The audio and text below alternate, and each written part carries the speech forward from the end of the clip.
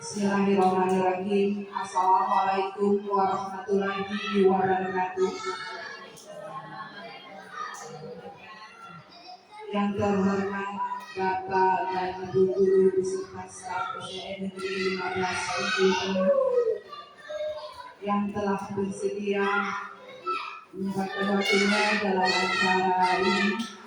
Di sini saya hanya berbagi dan berkolaborasi hasil dari pembelajaran saya, di mana saya sudah menyelesaikan modul 1 yang terdiri dari 1.1 sampai titik 4, di mana di sini 1.4 saya ditugaskan untuk membuat aksi nyata mengimbaskan hasil dari pembelajaran yang saya peroleh untuk mengimbaskan di sekolah tempat saya bertugas ini. Baiklah, di sini yang akan saya sampaikan merupakan tentang aksi nyata budaya positif materi modul 1.4. Sebelumnya, salam dan bahagia para guru hebat SDN Negeri 15 Bengkulu Tengah bergerak bersama, saling mendukung dan berkolaborasi demi mewujudkan budaya positif di sekolah yang kita cintai ini. Konsep utama modul budaya positif yang pertama, perubahan paradigma belajar, disiplin positif, kebutuhan dasar manusia, motivasi perilaku manusia, posisi kontrol restitusi, serta segitiga restitusi. Ini yang kita akan bahas secara bersama-sama. Dan sebelumnya juga saya di sini bukan menggurui Bapak dan Ibu senior di sini, mungkin ada yang sudah mantan kepala sekolah. Di sini saya juga hanya sama-sama berkolaborasi dalam menerapkan perubahan paradigma belajar di sekolah yang kita cintai. Yang pertama, tentang pembelajaran dengan paradigma baru, di mana pembelajaran yang berorientasi pada penguatan kompetensi dan pengembangan karakter yang sesuai dengan nilai-nilai Pancasila. Di sini dalam arti kita menerapkan paradigma pembelajaran baru itu bahwa proses pembelajaran kita terhadap siswa ini kita perbaharui, di mana selama ini kita menganggap anak-anak di kelas kita yang kita bimbing ini kemampuannya sama, jadi kita mengajar materi itu langsung. Kalau di dalam pembelajaran dengan paradigma baru ini, kita mengajarkan bahwa siswa itu berkemampuan berbeda-beda. Misalnya, di dalam satu kelas ini kita harus bisa mengelompokkan mana anak, misalnya dalam pembelajaran bahasa Indonesia, mana anak yang sudah lancar membaca dan mana anak yang belum lancar membaca. Jadi setiap kelas itu kebutuhan belajar anak itu berbeda-beda, tidak sama kemampuan anak itu. Jadi dalam arti ini kita sebagai seorang guru mengajarkan kepada anak-anak itu dikelompokkan. Jadi yang misalnya yang bacanya lancar itu misalnya dalam materi mungkin membuat teks. Nah, bagi kelompok yang belum lancar membaca melengkapi teks, tetapi sama-sama di dalam satu kelas. Jadi kan kalau selama ini kita mengajar itu secara langsung. Nah, kalau di dalam pembelajaran dengan paradigma baru, kita harus mengetahui kebutuhan anak terlebih dahulu. Lanjutnya, kita dengan proses pembelajaran paradigma baru ini berpedoman dengan tujuan utama kita, yaitu profil pelajar Pancasila, di mana profil pelajar Pancasila ini terdiri dari yang pertama mungkin Bapak Ibu guru di sini tidak heran lagi tentang profil belajar Pancasila yang sering kita disampaikan dan kita temui mungkin di KKP dan di KKS juga sering kita sampaikan bahwa profil belajar Pancasila ini terdapat satu dari kalimat 6. Yang pertama beriman bertakwa pada Tuhan yang Maha Esa dan berakhlak mulia, mandiri, bernalar kritis, kreatif, bergotong royong, serta berkebinekaan global. Jadi ini tujuan kita ini. Pembelajaran paradigma baru ini, pembelajaran yang diperbaharui demi mewujudkan anak yang terbentuk dalam profil pelajar Pancasila. Selanjutnya konsep utama dalam budaya positif. Sekarang mari kita membahas tentang konsep disiplin positif yang merupakan unsur utama dalam terwujudnya budaya positif yang cita-citakan di sekolah kita ini. Selanjutnya di sini yang awalnya sering kita kenal tentang disiplin positif. Mungkin Bapak dan Ibu guru di sini tidak heran tentang disiplin ini, karena itu merupakan konsumsi kita sehari-hari tentang disiplin positif ini. Nah, disiplin ini bisa juga untuk diri kita sendiri dan untuk siswa kita. Mungkin di sini ada Bapak dan Ibu guru juga ingin menyampaikan, boleh Bu, tentang disiplin yang selama ini kita terapkan di sekolah yang kita cintai ini. Di sini dalam budaya positif ini bahwa disiplin positif ini yang pertama, disiplin positif ini dimana yang pertama kita sama-sama lihat dalam budaya kita, makna kita disiplin dimaknai menjadi sesuatu yang dilakukan seseorang pada orang lain untuk mendapatkan kepatuhan. Kita cenderung menghubungkan kata disiplin ini dengan ketidaknyamanan. Mungkin di sini Bapak dan Ibu guru menerapkan disiplin kepada siswa kita yang selama ini kita terapkan ini mungkin sebuah peraturan ya. Peraturan yang harus kita taati. Mungkin ada yang bisa memberikan pendapatnya tentang disiplin yang selama ini kita terapkan di sekolah. Mungkin pada Bapak kami boleh tentang disiplin positif yang kita terapkan saat ini. Oke, ini mungkin maksudnya contoh ya Bu ya. Contoh disiplin positif yang ada di sekolah kita. Mungkin Pak Amit bisa memberi tanggapan atau memberikan contohnya.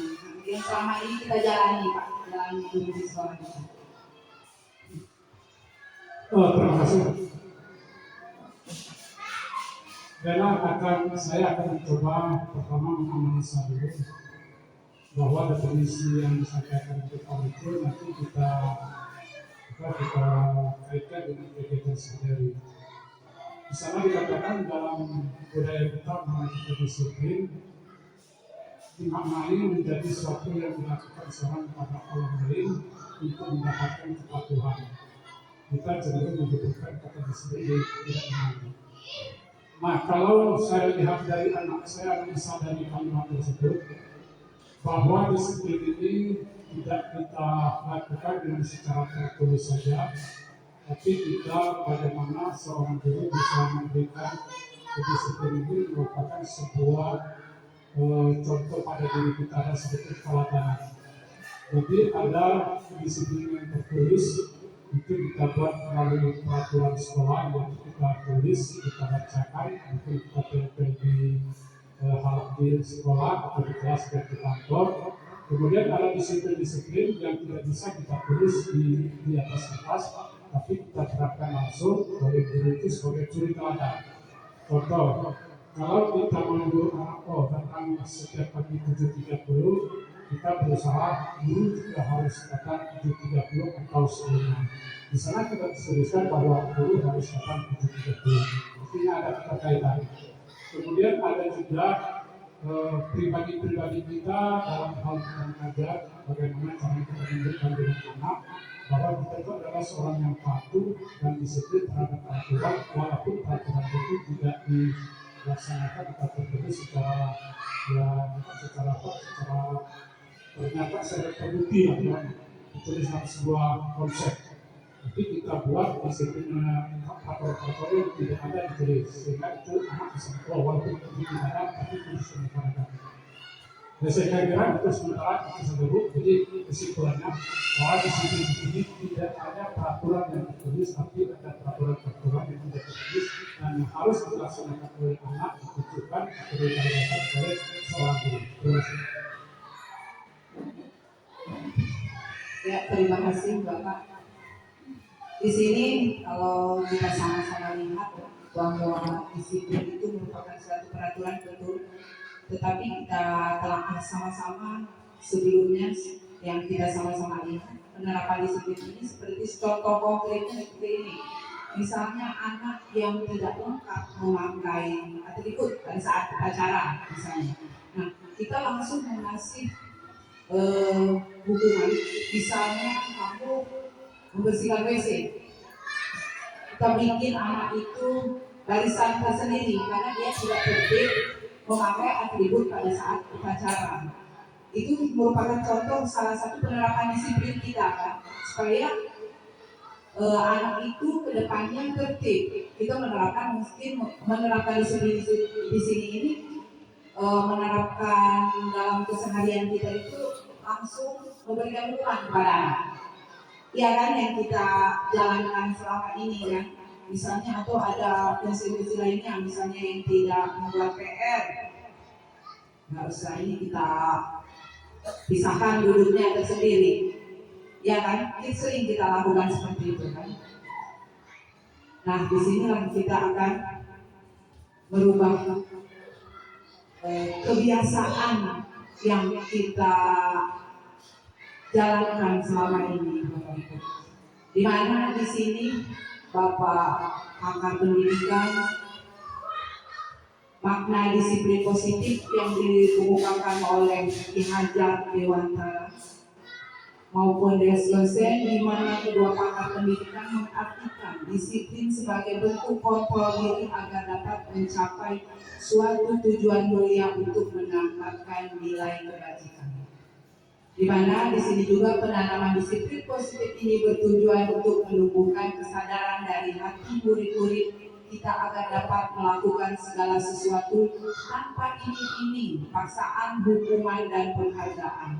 Nah, di dalam paradigma pembelajaran baru ini, penerapan disiplin positif ini jadi tidak hanya merupakan tata tertib yang harus dipatuhi. Kalau tidak dipatuhi, kita akan mendapat hukuman untuk guru maupun untuk murid. Nah, di sini kita akan berusaha menumbuh kembangkan kesadaran diri tentang disiplin. Bahwa disiplin itu bukan hanya untuk orang lain, tetapi untuk diri kita sendiri. Itu yang kita akan coba terapkan, mungkin tidak hanya dalam waktu jangka pendek. Ini kayaknya kita berjalan, kita mulai dari sekarang untuk merubah apa yang kebiasaan yang kita jalankan sebelumnya. Seperti itu.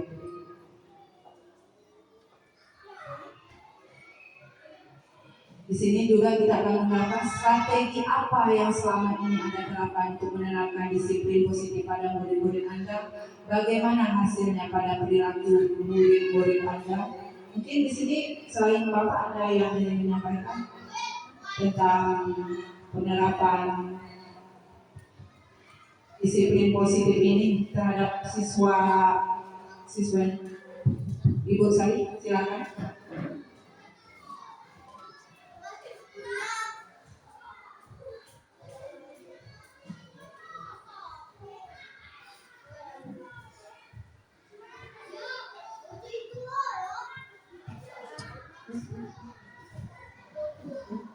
Terima kasih atas kesempatannya. Saya berbagi sedikit pengalaman saya mengenai strategi yang telah saya terapkan dalam menanamkan disiplin positif pada siswa-siswa saya.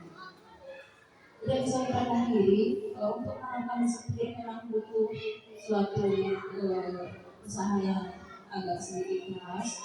Kemudian menghadapi anak-anak untuk menanamkan disiplin memang ada sedikit ketidaknyamanan seperti yang disampaikan oleh Ibu tadi. Untuk mengatasi ketidaknyamanan itu biasanya kita akan memberikan penghargaan ataupun hubungan. Nah, itu yang dibutuhkan untuk menanamkan disiplin awal sebelum menjadi suatu disiplin yang positif. Nah, setelah mereka memahami bahwa disiplin itu dibutuhkan dan mereka bermanfaat bagi mereka sendiri, maka akhirnya disiplin positif itu akan secara tidak langsung tertanam di diri mereka bahwa mereka disiplin itu bermanfaat untuk diri mereka. Misalnya seperti ini pada awal pelaksanaan piket pagi misalnya, saya memberikan penghargaan kepada anak-anak yang paling rajin melaksanakan. Mungkin itu bukan suatu bentuk positif karena untuk awal penanganannya, namun lama-lama dengan sendirinya mereka menyadari bahwa kegiatan tersebut bermanfaat untuk diri mereka sendiri, akhirnya menjadi disiplin positif bagi diri mereka tanpa perlu penghargaan, tanpa perlu hubungan dengan usahanya sendiri. Mereka melaksanakan hal tersebut dan merasakan manfaat bagi diri mereka.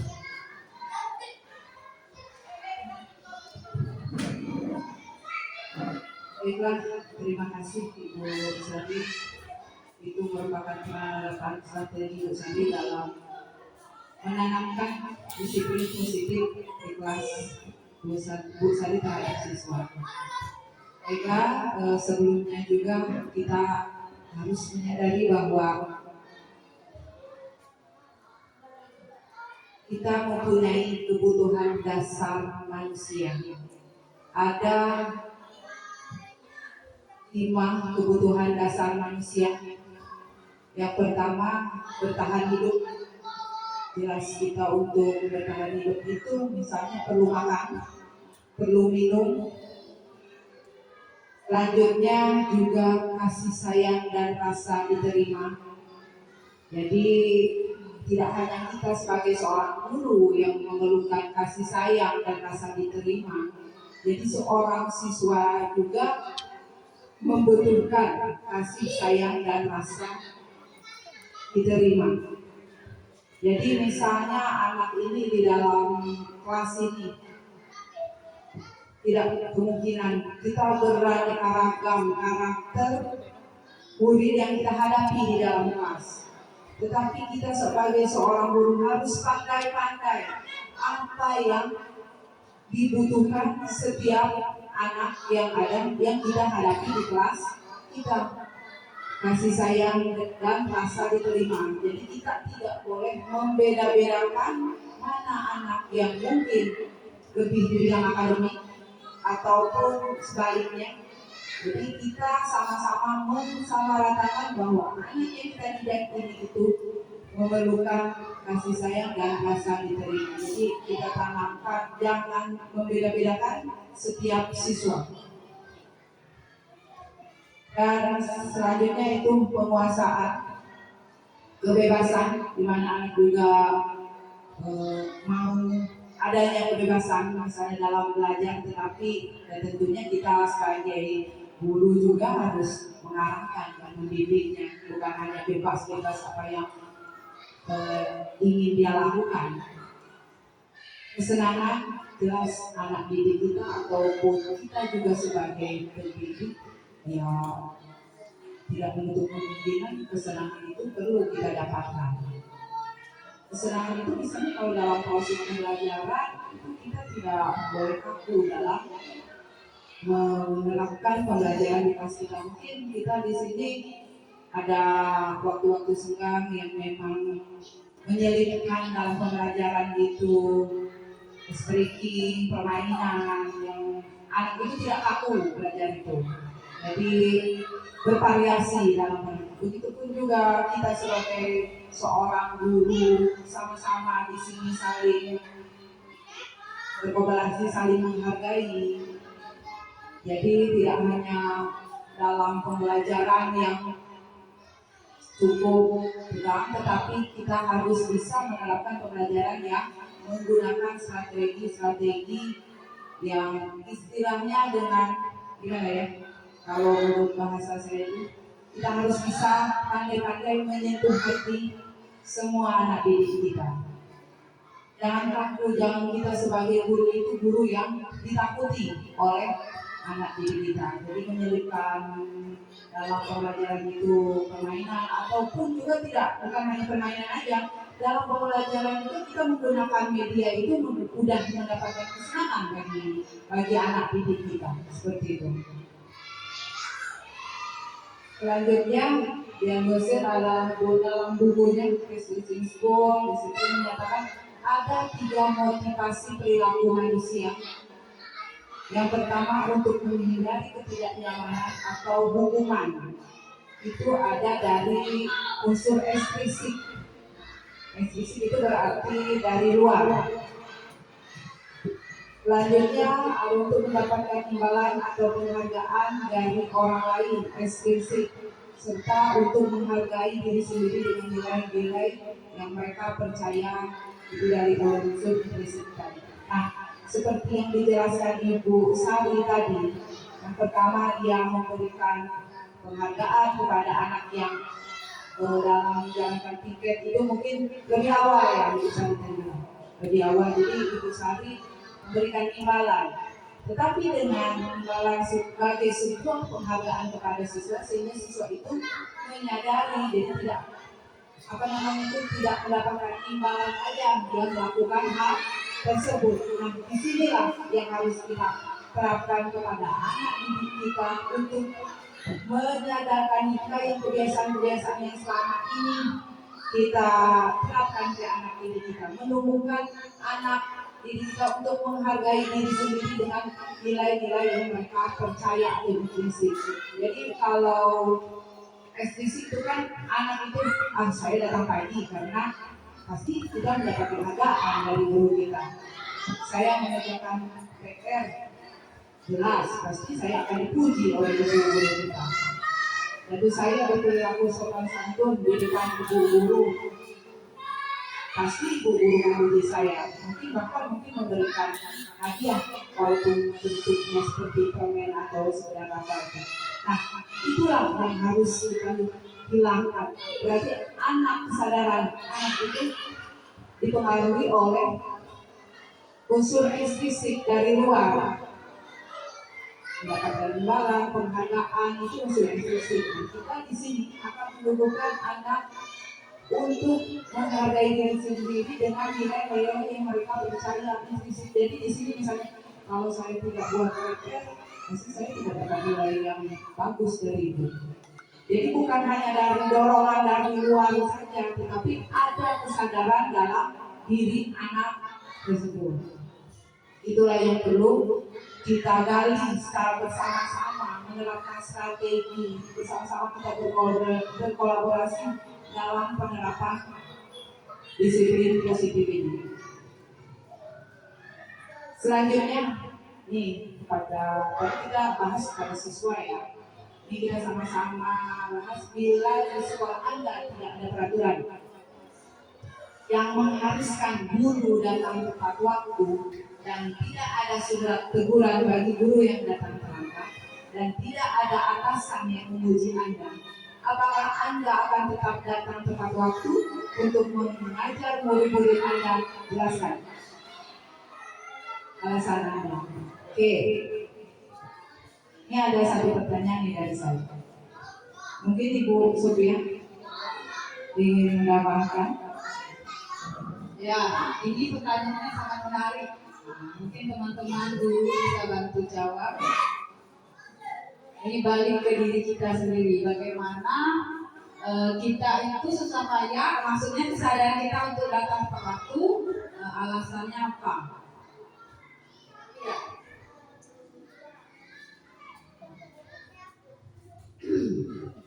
Terima kasih atas kesempatannya. Menurut saya secara pribadi ya, masalah datang terlambat ini, memang kita sebagai guru itu menyadari bahwa kita memiliki tugas dan tanggung jawab kita terhadap anak. Nah di sini kalau menurut saya pribadi, memang kita itu selalu berusaha jangan sampai datang terlambat. Kalau guru datang terlambat, bagaimana dengan murid kita? Nah justru itu menurut saya kita secara pribadi, walaupun ada teguran, walaupun tidak, kita merasa dan melaksanakan tanggung jawab kita sebaik-baiknya. Dalam hal ini, jangan datang terlambat, karena kita sudah menanti tugas-tugas itu di sekolah. Mulai dari pagi kan, untuk melihat sendiri anak-anak kita, mengawasi, apalagi kalau kita ini pendidikan di SD. Tentu anak-anak itu masih dalam umur usia yang masih kecil. Memang sangat-sangat membutuhkan perhatian dari kita sebagai guru. Harapan saya pribadi, semoga saja tidak terlambat. Begitu juga dengan teman-teman ya. Semoga kita berusaha datangnya lebih cepat dari murid, agar supaya kita bisa mengawasi dan melaksanakan tugas kita di sekolah dengan sebaik-baiknya. Demikian menurut saya. Terima kasih. Ya, silakan Pak. Terima kasih.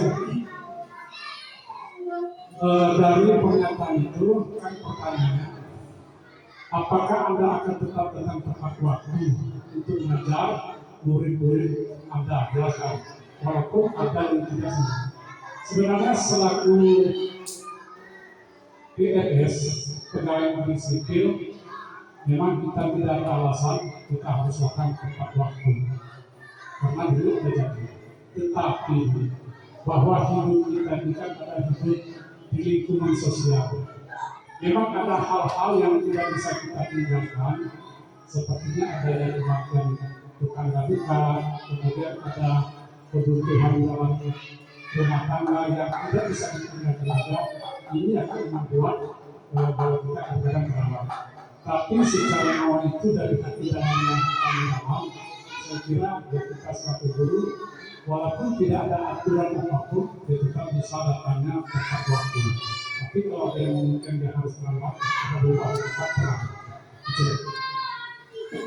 Baiklah, terima kasih Bu Setia dan Bapak yang memang merupakan guru senior, dan memang kita saksikan juga bersama-sama bahwa Bapak dan Ibu ini juga sebagai teladan di sekolah kita, dan kita sama-sama melihat bahwa beliau ini memang tidak diragukan lagi dalam masalah disiplin. Nah, tapi di sini pun tidak semuanya yang memang ada kalau kesadaran dirinya. Maaf kalau ibu kepala sekolah juga santai tidak menutup kemungkinan Pak.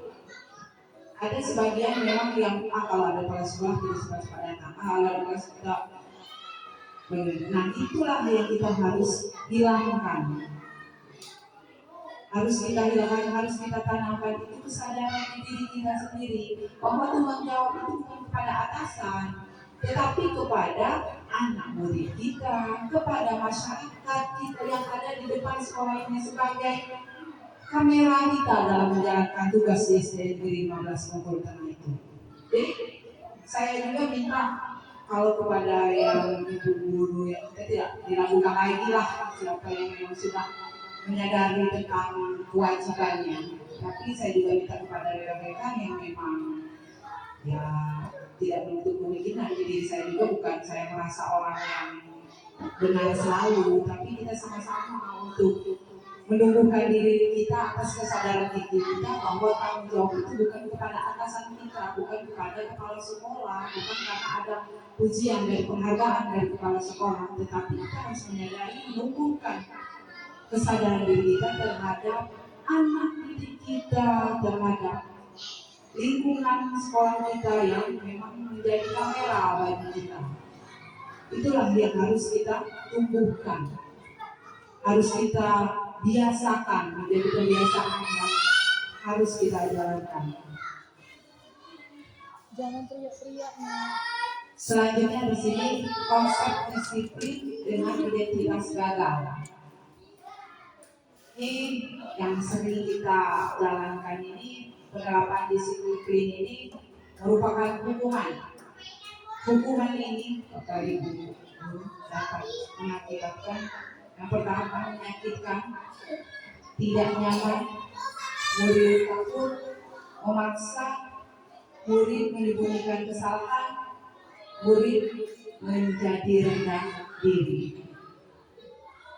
Jadi secara tidak langsung dalam penerapan disiplin ini yang berbentuk hukuman, misalnya tadi anak yang terlambat mungkin kita suruh membersihkan WC, itu kan secara tidak langsung kita menyakiti hati mereka. Dia sudah datang ke sekolah terlambat, mungkin ada hal-hal yang dia bikin terlambat, itu kita perintahkan membersihkan WC, membuang sampah. Nah, jadi membuat tidak nyaman. Selain itu juga mungkin dia ada anak kita yang kita tidak tahu permasalahannya itu sampai dia tidak bisa membuat PR datang ke sekolah. Karena adanya sering kita terapkan hukuman, anak itu merasa takut. Saudara pasti disuruh tegak di depan oleh ibu karena saya tidak mengerjakan PR. Dan juga cenderung kalau hukuman ini memaksa karena yang kita sudah kebiasaan memberikan hukuman kepada anak, memaksa anak tersebut berdiri misalnya kalau dia tidak mengerjakan PR, yang terlambat misalnya membersihkan WC. Dan selanjutnya kita tidak tahu kenapa sih terlambat, kenapa ini ada sih permasalahan yang memang di diri anak itu kita tidak tahu. Sehingga anak itu menyembunyikan kesalahan karena kadang anak-anak padahal sudah pernah melakukan salah, tapi karena takut hukuman itu pura-pura tidak mengakuinya. Misalnya hal mungkin menghilangkan ember di dalam kelas atau memecahkan. Kadang-kadang kita saling menyembuhkan kok ini kan karena takut hukuman tadi berusaha dia menyembunyikan kesalahan di diri dia. Bukan hanya murid sih, kita juga sebagai diri itu. Selanjutnya murid menjadi rendah diri. Ya, karena kenapa? Karena penerapan hukuman yang tadi, anak membersihkan WC, anak disuruh tegak mungkin di dalam kelas walaupun cuma beberapa menit, itu mereka merasa rendah dirinya karena dia dilihat oleh teman-teman yang lainnya. Secara tidak langsung murid itu menjadi rendah diri. Selanjutnya juga kita selama ini menerapkan konsep disiplin ini dengan penghargaan. Penghargaan ini membuat tidak efektif karena tidak semua anak mendapat penghargaan. Karena yang mendapat penghargaan itu anak yang itu tadi, yang menjalankan tiket tepat waktu, yang mengerjakan PR tepat waktu. Terus selanjutnya merusak hubungan atau ini jelas baik si Fikri ini mendapatkan penghargaan terus dari Ibu Siti misalnya. Jadi misalnya dalam hatinya itu merasa ini, walaupun memang anak yang merasa itu tersebut melakukan kesalahan, mematikan kreativitas. Pelatihan kreativitas ini dalam hal ini misalnya anak telah membuat PR. PR ini sudah dibuat, sudah dapat berarti sudah dapat penghargaan. Memang ada anak yang memang akademiknya itu tinggi, selain membuat PR dia akan mengkreasikan PR tersebut mungkin dengan keterampilan dia mendapatkan. Tetapi karena tadi kalau sudah membuat PR mendapat penghargaan, membuat PR aja. Mungkin dalam membuat PR aja juga dalam segi misalnya buku disampul apa padahal dia mau buku itu dihias bagus, tapi karena hanya dia udah 2 bulan cepat buat PR aja sudah dapat penghargaan dari itu dulu. Menghukum dengan sistem ranking. Nah di sini dimana kita kan kurikulum ke-13 ini sebelumnya kita alhamdulillah sudah menerapkan tidak ada ranking bagi anak kan. Selanjutnya merampas hak menghargai dirinya. Misalnya di sini anak yang sudah pandai membaca, pintar nak, kamu sudah bisa membacakan satu kalimat, kamu sudah bisa melengkapi kalimat. Padahal di sisi lain anak juga bisa lebih lagi, berkreativitas lagi, sebenarnya aku juga bisa lebih. Kok membaca selain membaca aku bisa mengungkapkan hasil pembuatan kalimat ini. Jadi belum dengan hasil anak misalnya anak bisa membuat kalimat sudah kita puji. Padahal anak itu juga ingin bisa lebih lagi mengembangkan kreativitasnya seperti itu.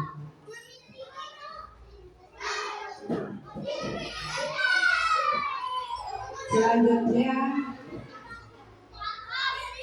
konsep disiplin juga dengan identitas gagal, konsekuensi di sini.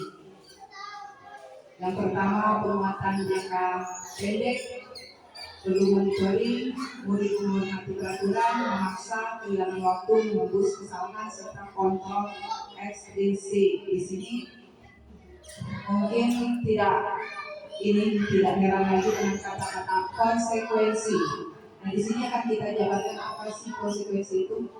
Misalnya kita telah membuat peraturan misalnya dalam pembelajaran di dalam kelas ya. Sekarang misalnya contoh pembelajaran di luar kelas seperti praktek secara langsung, misalnya dalam pembelajaran olahraga.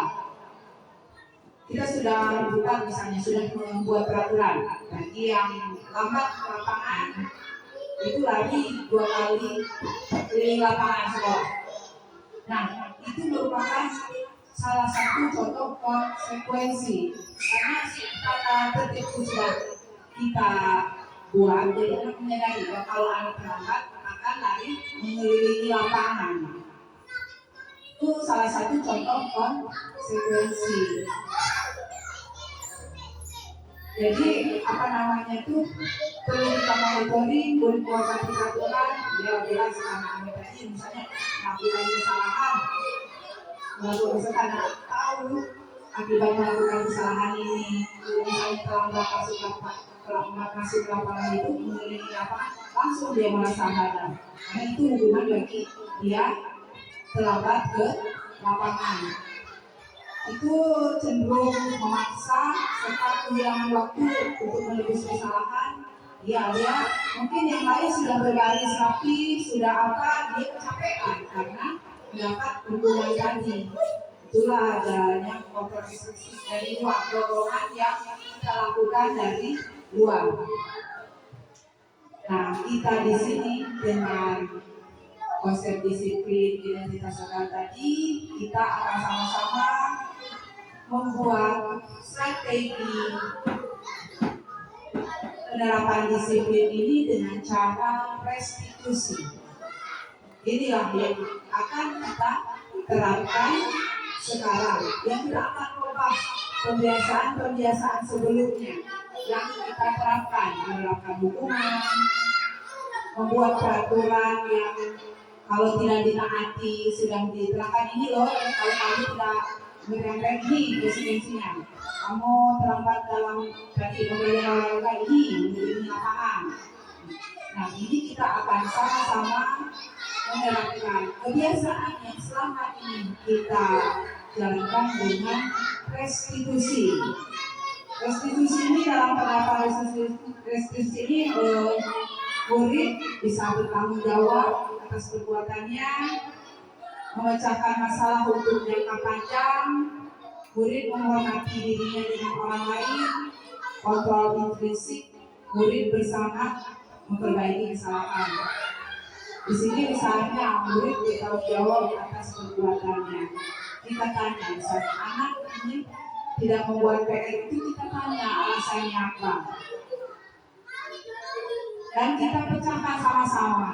Oh Bu, mungkin saya tidak sempat membuat PR ini, saya malam lagi pergi sama ibu dan bapak saya, jadi saya sampai rumah itu jadi lupa. Tapi kita sudah tahu itu permasalahan anak tidak sampai membuat PR. Jadi kita memecahkan permasalahan itu dalam jangka panjang. Murid menghormati dirinya dengan orang lain. Kontrol fisik itu dari diri kita, dari diri anak dan dari diri kita juga. Murid bersemangat memperbaiki kesalahan. Ini mungkin kalau dalam secara garis besar mungkin seperti apa sih itu restitusi ini? Kalau menurut saya lebih baik kita ke salah satu contoh prakteknya ya. Ya, boleh, silakan. Ya, silakan.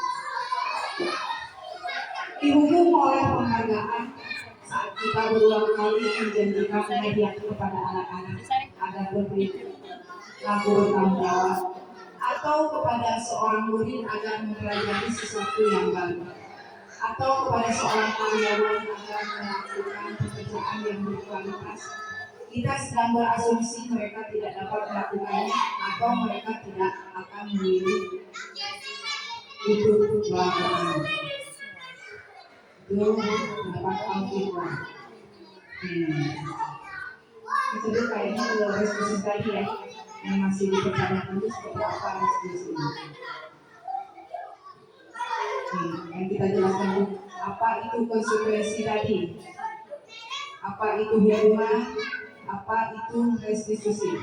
Kita pelajari bersama-sama ya, Ibu, bahwa restitusi ini merupakan sebuah cara menanamkan disiplin positif pada murid, di mana restitusi ini merupakan proses menciptakan kondisi bagi murid untuk memperbaiki kesalahan mereka, sehingga mereka bisa kembali pada pokok mereka dan karakter yang lebih kuat.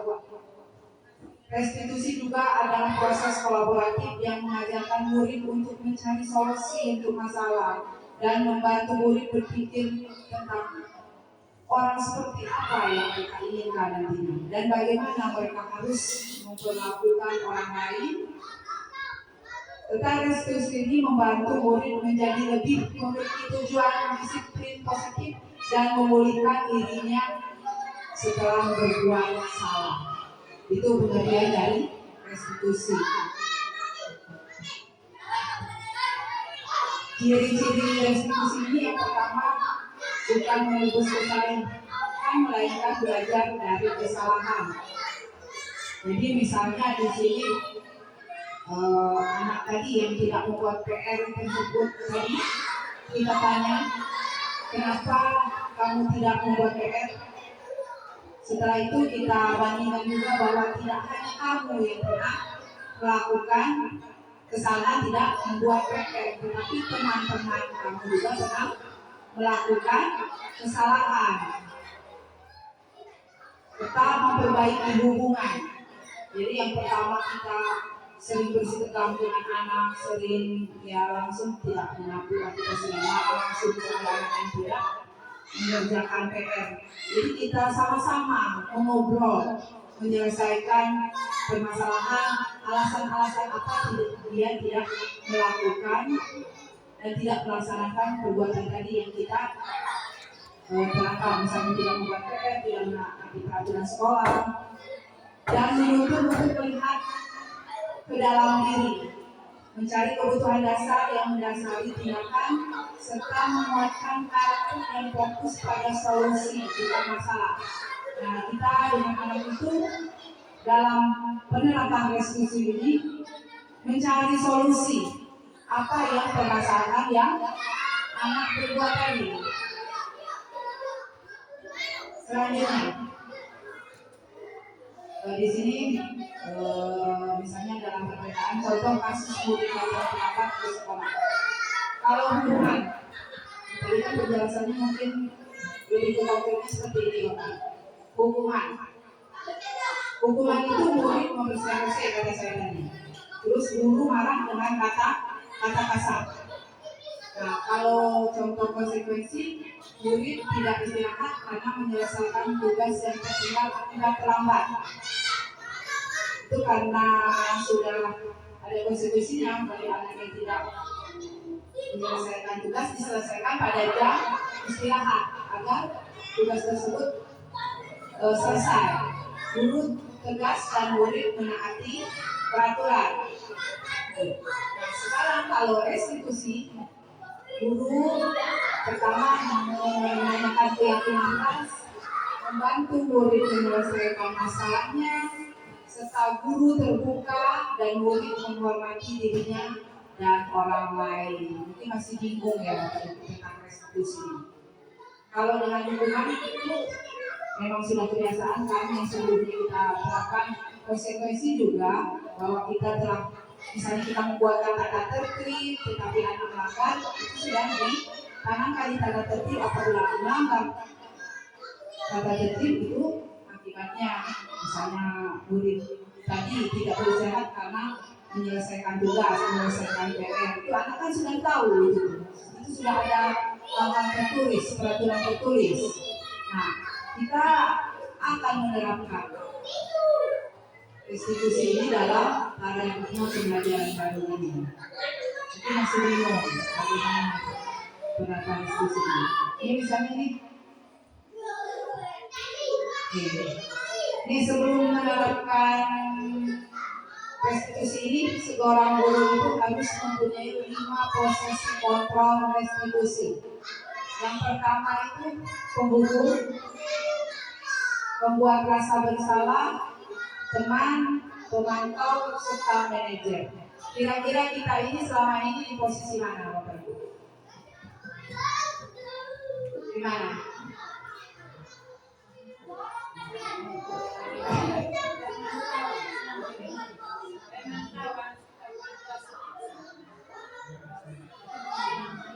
Bukan yang ya, pemantau itu tiap kuliah. Gimana?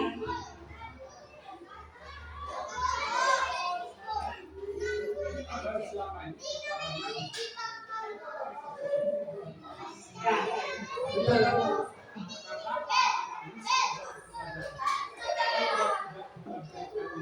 Kurang.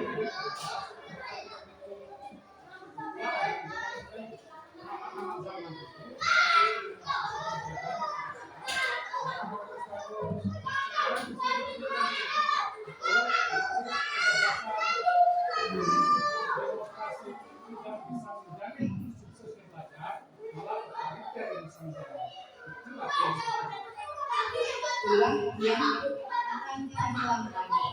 Kita penerapan ini dengan cara restitusi tadi. Penghukum itu tadi, anak yang terlambat sekolah langsung diberi hukuman. Mungkin tidak di depan kelas walaupun cuma beberapa menit, ataupun lagi tidak olahraga terlambat anak langsung lari dikasih hukuman. Itulah penghukum. Pembuat rasa bersalah, pembuat rasa sering kan kita misalnya anak yang tidak mengerjakan PR atau tidak menyelesaikan tugas dalam proses pembelajaran kita. Kan sudah ibu bilang, nah ibu udah capek-capek merangkang dari tadi berjam-jam, tidak kamu buat juga. Itu secara tidak langsung itu pada anak itu membuat rasa bersalah. Itu contoh salah satu pembuat rasa bersalah tadi. Tapi kalau posisi kita sebagai teman, kita gandeng. Anak kamu tidak menyelesaikan tugas itu. Apa permasalahannya?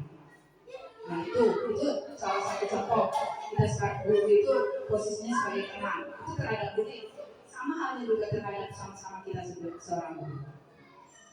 Seterusnya itu pemantau.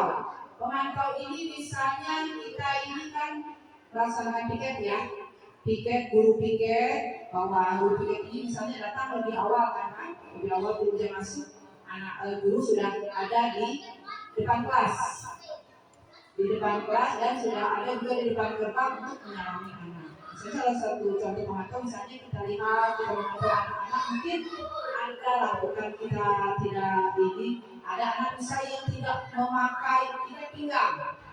Nah itulah memantau langsung tidak. Kenapa kamu tidak memakai ikat pinggang? Bentar lagi dia bakal upacara, ikat pinggang itu harus lengkap. Mungkin ada juga yang kenapa kamu tidak memakai sepatu hitam? Kan sudah kita sepakati bahwa sekolah kita ini memakai sepatu hitam. Itulah pemantau. Tetapi selain memantau, dia langsung memberikan hukuman. Kamu misalnya karena itu tadi, karena penerapan disiplin, takutnya dia memakai sepatu yang tidak seragam karena tidak menerapkan disiplin tadi, dibiarkan. Tapi secara spontan kita langsung karena kamu tidak menaati peraturan tadi, tidak memakai sepatu, kita, nah kamu terpaksa ya anak ya tidak memakai sepatu, karena nanti kalau ibu biarkan kamu yang lain akan menuruti tidak memakai sepatu warna hitam tersebut, itu pemantau. Nah kalau manajer, inilah tugas Bapak Ibu. Saya juga di sini, kita harus menerapkan sebagai posisi manajer, di mana kita seorang manajer ini mencari permasalahan apa yang anak ini kita berbuat, jadi cari sumber masalahnya apa, nah yang tidak bisa menyelesaikan kayak tadi tidak menaati tata tertib, kita cari apa alasannya, kita pecahkan sama-sama, kita kasih semangat kepada anak bahwa misalnya ada anak itu kan sudah memberikan alasan ini, kita cari solusi sama-sama. Jadi anak itu bukan langsung spontan di depan semua orang kita langsung pukul, tetapi kita panggil anak itu, bukan berarti kita hakimi, tetapi kita cari solusi, kita kasih tawaran ke anak tersebut. Seperti itu. Itulah yang kita akan terapkan. Mungkin tidak secara instan Bapak Ibu yang kita terapkan ini, tetapi kita harus melakukan pembiasaan ini yang harus kita terapkan. Itulah saya ya bertugas untuk mengimbaskan budaya positif tersebut. Contoh penerapan 5 kontrol kasus murid datang terlambat tadi ya. Nah yang penghukum itu tadi. Penghukum misalnya kita patuhi perintah saya berdiri bersihkan WC, itu penghukum. Membuat rasa bersalah. Sudah berapa kali ibu bilang kamu masih saja melanggar, ibu kecewa sama kamu. Itu tidak menutup kemungkinan kalau kita berucap seperti itu, hati anak, apalagi hati anak seorang istri itu merasa bagaimana diomong seorang ibu seperti itu, bagi seorang guru. Selanjutnya kalau kita sebagai teman, ayolah tertib akan aturan buat ibu bangga. Kali ini tidak apa-apa kamu salah. Jadi yang berbuat salah itu kita berusaha menetralkan pada anak itu, jangan tidak apa-apa. Kita coba seperti itu, kita cari solusi. Dan nanti kamu harus tertib ya, jangan ulang lagi kesalahan yang kamu perbuat ini. Memantau, kamu sudah melanggar, masih ingat apa konsekuensinya? Itu tadi misalnya ada anak yang tidak memakai sepatu hitam, nah langsung kita kasih hukuman. Nah kita ini sebagai manajer ini misalnya kalau anak membuat kesalahan atau anak tidak memenuhi peraturan, apa kamu tahu kesalahanmu? Kira-kira bagaimana kamu akan memperbaiki kesalahan ini? Jadi cari solusi apa yang anak lakukan. Solusinya. Selanjutnya keyakinan kelas. Ini yang saya pernah omongkan sama Bapak Ibu. Kita dari awal kita seluruh kelas 1, kelas 2 sampai kelas ini 6 ini membuat keyakinan kelas. Jadi yang selama ini tata tertib peraturan kita ganti dengan keyakinan kelas. Ini kemarin sudah ibu saya di kelas 6 tentang keyakinan kelas ini. Seperti apa sih Bu keyakinan kelas ini? Nah, ini salah satu contohnya misalnya. Keyakinan kelas ini dalam bentuk kesepakatan kelas, bisa di sini di kelas 6 misalnya disiplin, tepat waktu, jangan makan di dalam kelas, tidak boleh membuli, sopan santun, tertib di dalam kelas, keluar kelas dengan izin guru, wajib piket kelas, membuang sampah pada tempatnya.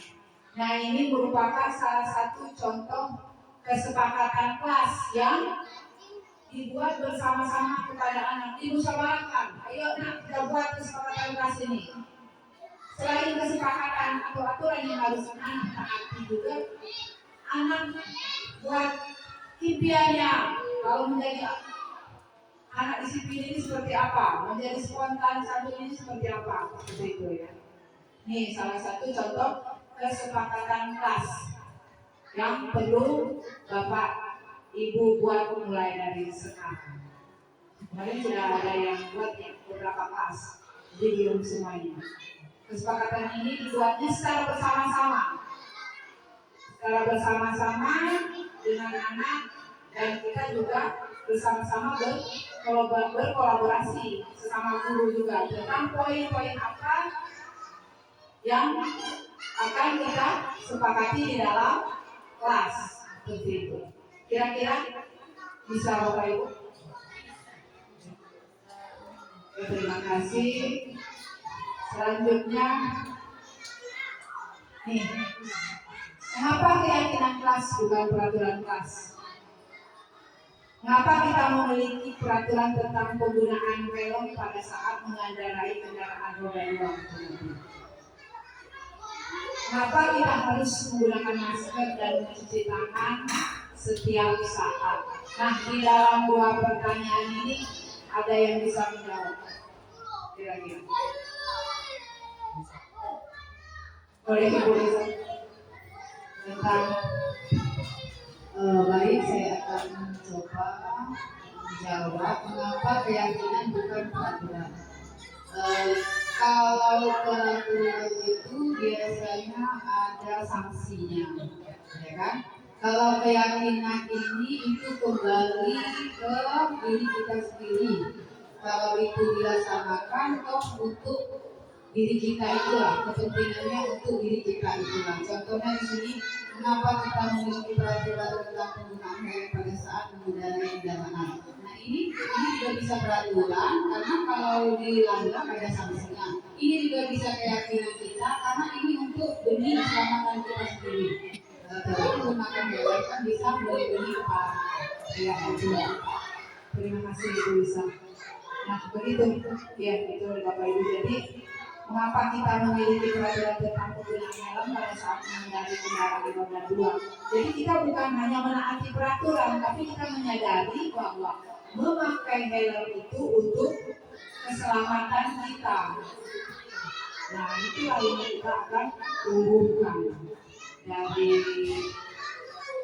untuk murid dan untuk diri kita sendiri. Yang kedua, mengapa kita harus menggunakan masker dan mencuci tangan setiap saat? Oleh siapa yang Ibu Roslin mungkin? Mengapa kita harus menggunakan masker dan mencuci tangan setiap saat?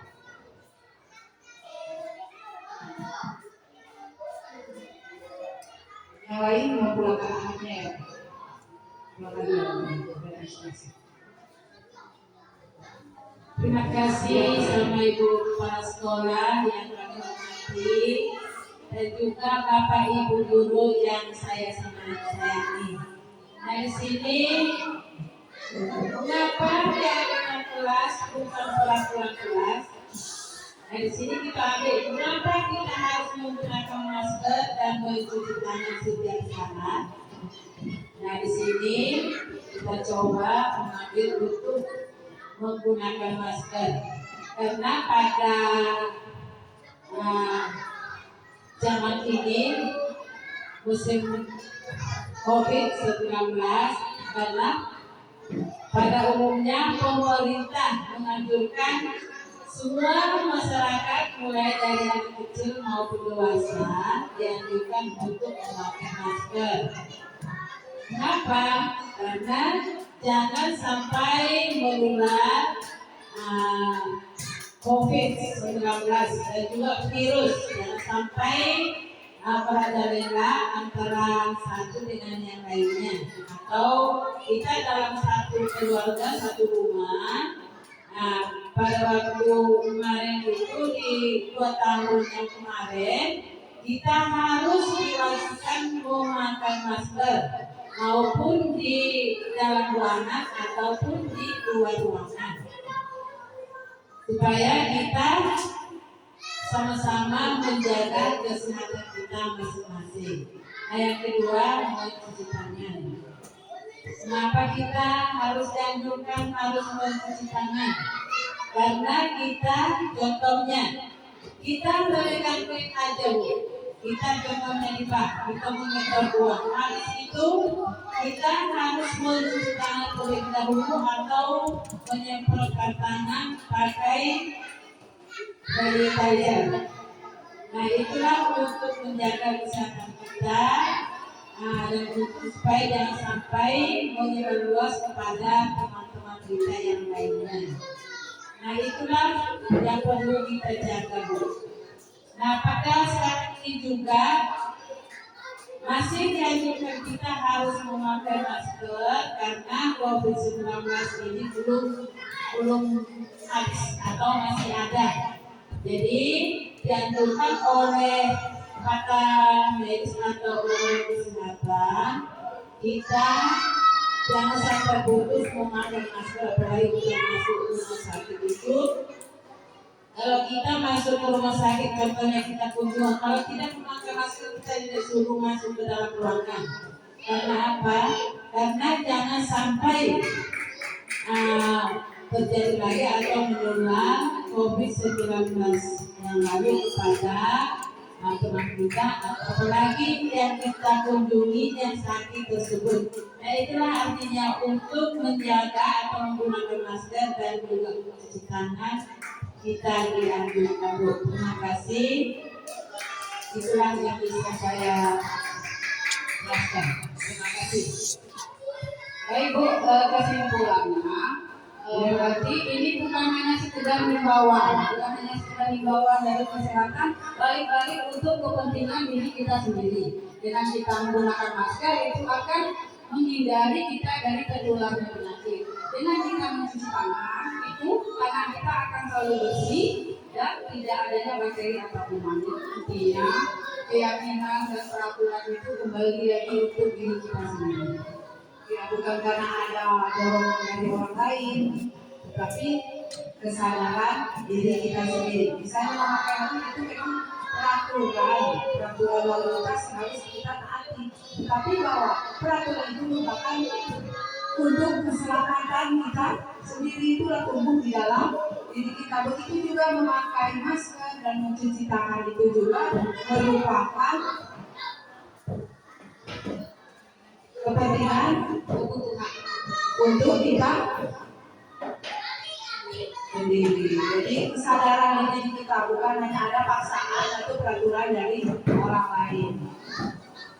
Baiklah, selanjutnya nih, mari kita sama-sama membuat keyakinan kelas berupa kesepakatan kelas. Jadi keyakinan dalam kesepakatan kelas itu dikerjakan secara bersama-sama dengan siswa. Jadi bukan kita yang menentukan.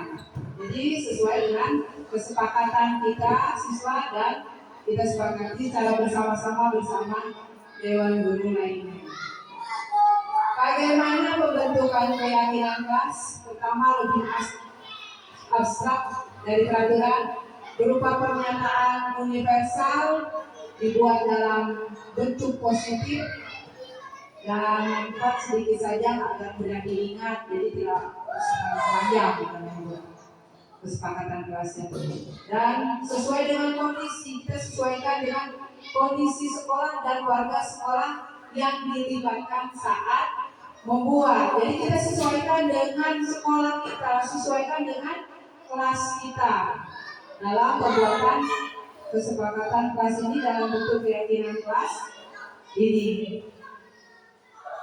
Disesuaikan dengan kondisi sekolahnya. Selanjutnya restitusi.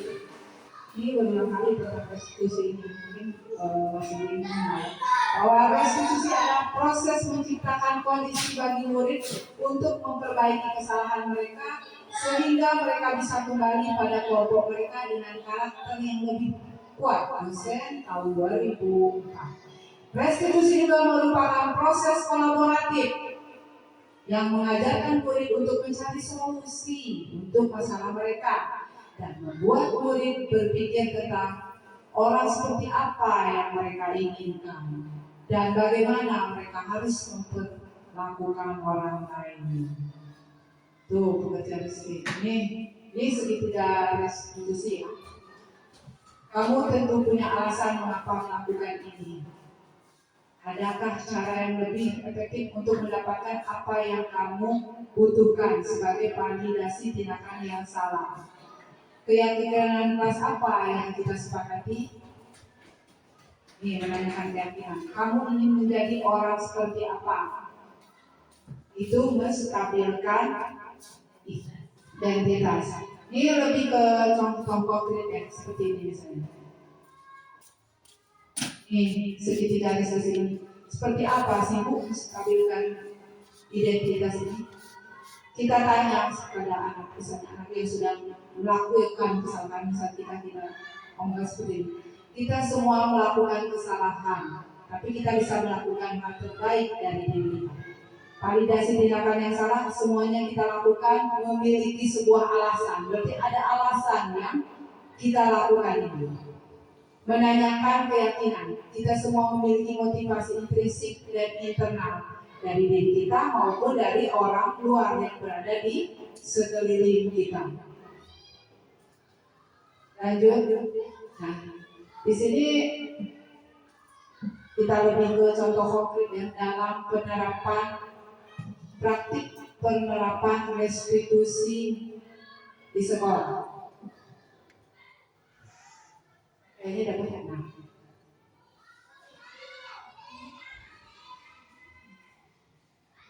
Udah nggak? Ya. Kalau bersamaan kan, boleh minta satu untuk memutarkan salah satu yang video yang atas dalam penerapan segitiga restitusi. Ini kayaknya masih bingung ya bagaimana sih Bu menerapkan segitiga restitusi ini. Yang pertama,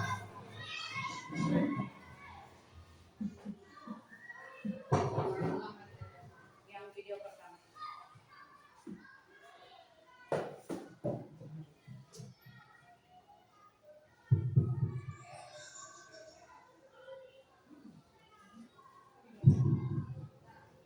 Di belakang.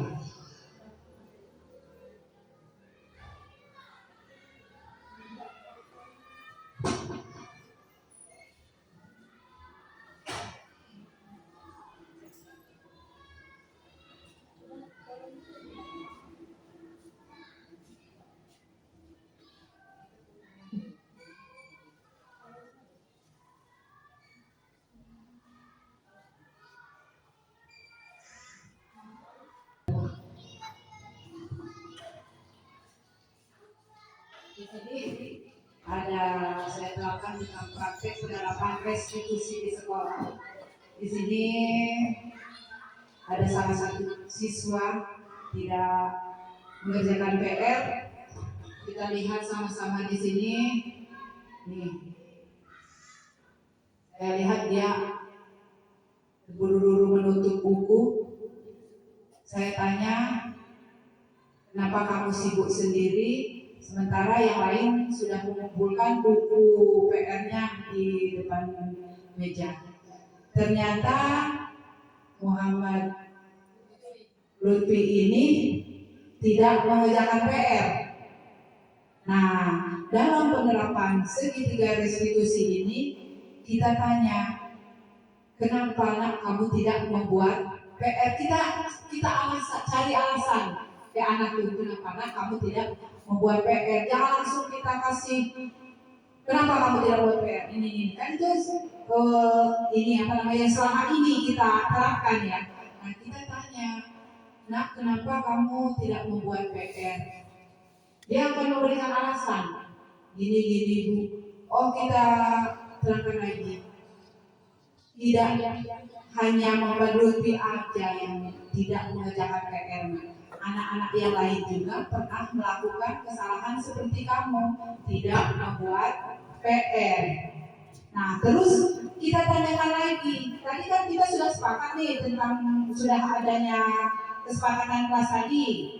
Nah, kita tanya, kira-kira apa yang Lutfi lakukan ini melanggar keyakinan kelas tidak? Pasti anak melanggar Bu. Kira-kira melanggar keyakinan kelas yang mana?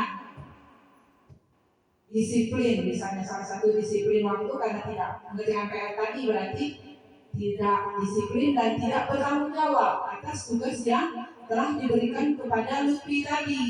Nah, oh kita tanya seperti itu. Kamu sudah tahu berarti kamu melanggar kesepakatan kelas, tidak bertanggung jawab dan tidak disiplin. Nah, kita tanya lagi, kira-kira nanti setelah melakukan kesalahan ini apa yang nanti kamu akan lakukan? Jadi kita cari solusi sama-sama. Oh Bu, karena saya terlambat bangun tadi, saya kesiangan karena saya main HP terlalu lama, saya janji Bu tidak akan membuat kesalahan lagi.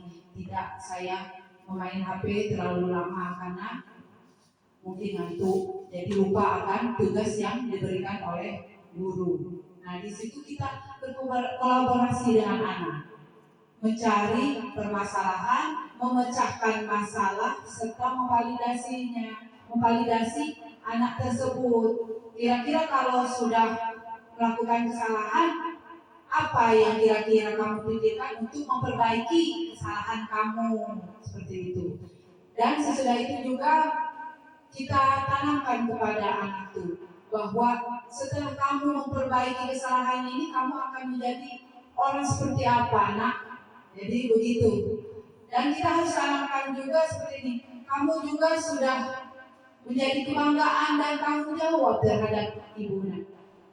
Kenapa? Kamu tidak mengerjakan PR, tetapi kamu tetap datang ke sekolah.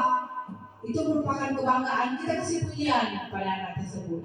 Itu merupakan contoh penerapan restitusi di sekolah. Jadi itulah Bapak Ibu yang memang harus kita tekankan dari sekarang, kita terapkan paradigma pembelajaran baru ini dalam penerapan disiplin ini terhadap anak ini dengan penerapan restitusi. Jadi bukan hukuman dan konsekuensi lagi yang sudah diulas tadi, ya. Jadi bukan itu. Jadi inilah yang kita akan bersama-sama kita terapkan dalam pembelajaran ke depan ini. Ini yang kedua juga kasus dua anak ini. Yang pertama, Lutfi tadi tidak membuat PR, yang kedua terlambat sekolah. Nah kita tanya, kenapa dia terlambat?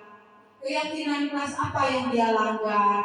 Kira-kira terus kita bandingkan bahwa kesalahan ini tidak hanya dia yang melakukan, tetapi orang sekelilingnya, teman-teman juga sudah pernah melakukan kesalahan seperti dia. Nah setelah itu kita cari solusi, kira-kira setelah melakukan kesalahan ini apa yang kita perbaiki.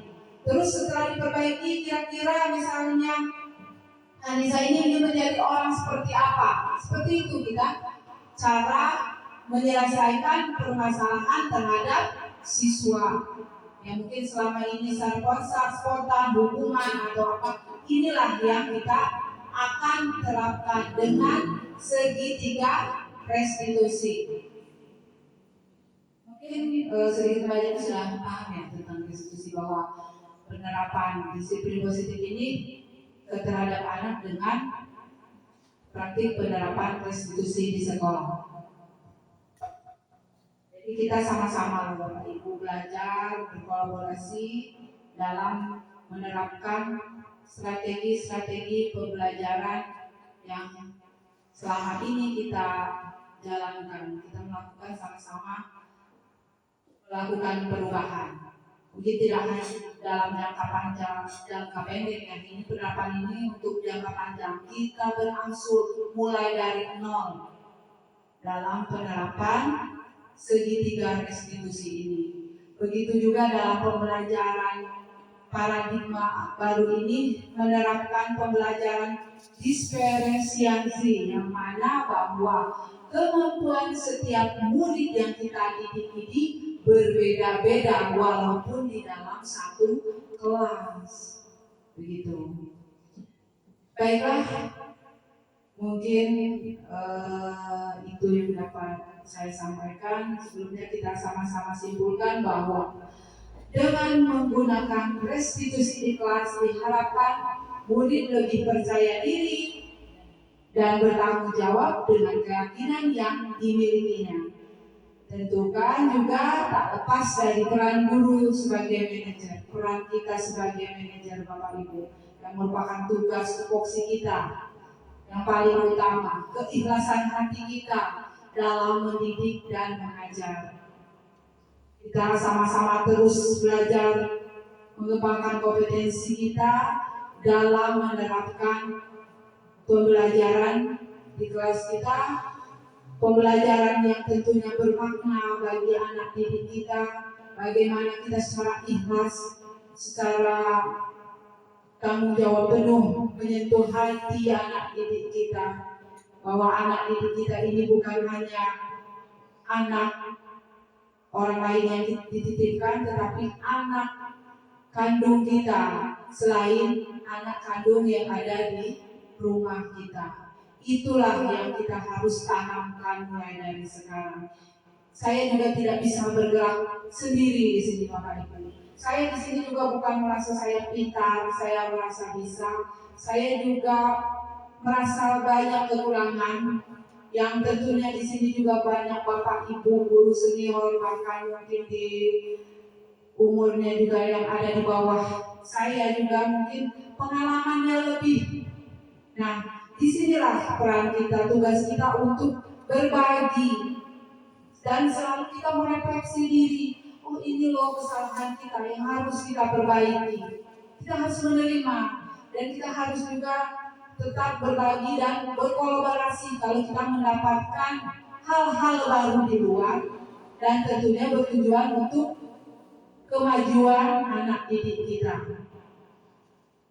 Jadi dalam tentunya juga kita tak lepas dari peran guru sebagai manajer harus selalu menuntun ke arah yang lebih baik dengan menggunakan restitusi. Guru memberikan pertanyaan-pertanyaan bermakna kepada murid sehingga murid merasa dihargai dan didengarkan.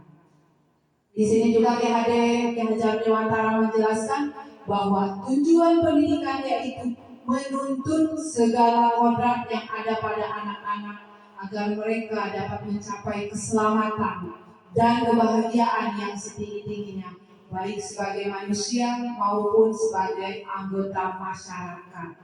Jadi di sini bahwa anak didik kita, setiap anak didik kita itu mempunyai kodratnya masing-masing.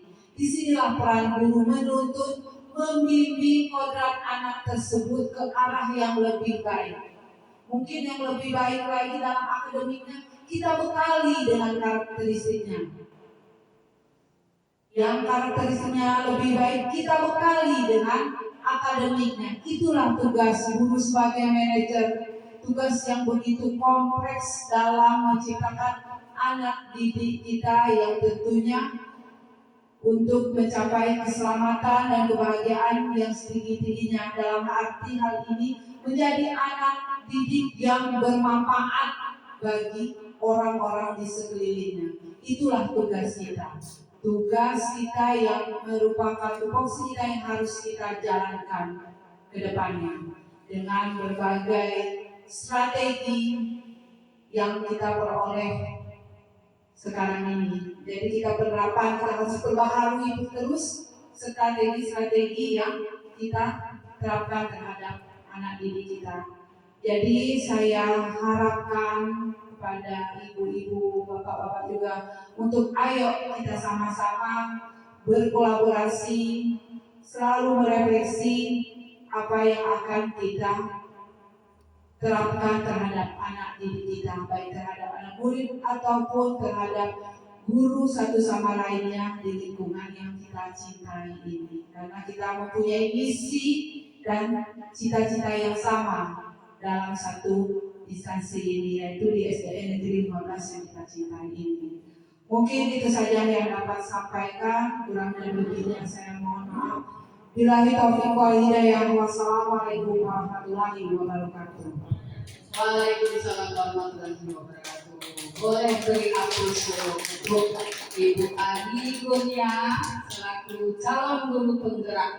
Ya, semoga nanti bisa lulus dengan nilai yang memuaskan. Ini Bapak Ibu sekalian, itu tadi penyampaian materi dari Ibu Ani tentang budaya positif. Jadi di sini saya sedikit mengambil kesimpulan bahwa dalam menciptakan budaya ajar yang baik, budaya positif di sekolah ini tidak bisa berdiri sendiri tanpa adanya sinergitas antar warga negara SDN 15 Bengkulu Tengah dan juga kolaborasi antar warga SDN 15 Bengkulu Tengah.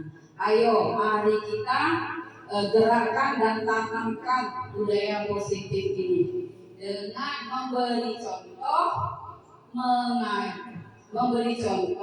mengajak, melaksanakan.